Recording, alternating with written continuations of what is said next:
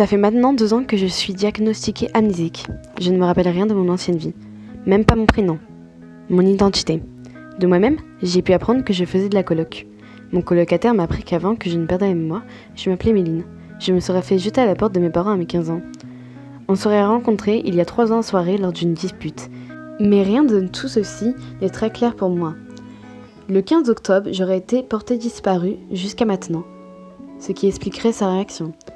D'après le lundi 15 octobre, on serait vu, mais tout allait bien. Il a dû partir et me laisser à l'appartement. Mais je ne vois pas ce qui s'est passé. Pour lui, ça serait une mauvaise rencontre. Je pense que cette idée est possible, car je n'ai toujours pas retrouvé mon portable. En redécouvrant ma chambre, je me suis rappelé de quelques souvenirs un peu intimes avec un très joli garçon. Mais je n'arrive pas à bien le voir, il est très flou. La seconde d'après, je suis sur le canapé, à côté de mon colocataire qui me regarde terrifié et me demande si je vais bien.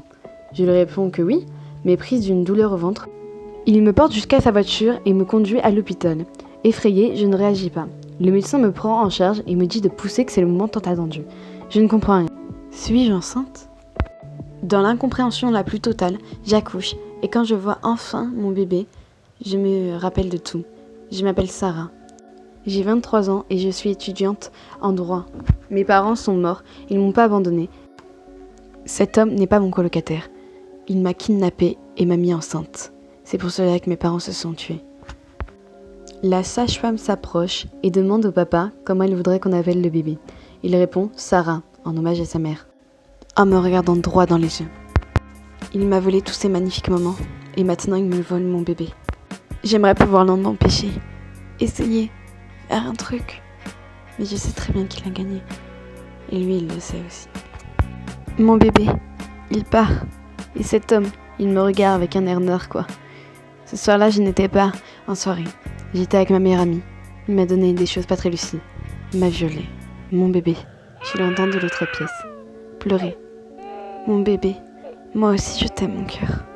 Cet imposteur s'approche et me dit dans l'oreille qu'il serait le meilleur des pères. Il éteint la machine respiratoire sous le regard d'un médecin complice. Je me sens partir, mais je me dis papa. Il a déjà gagné. Mes yeux se ferment. Mon cœur cesse de battre. Et la porte de survie pour moi se referme. J'espère que cet enfant réussira à faire ce que sa mère n'a pas réussi à faire, c'est-à-dire s'enfuir.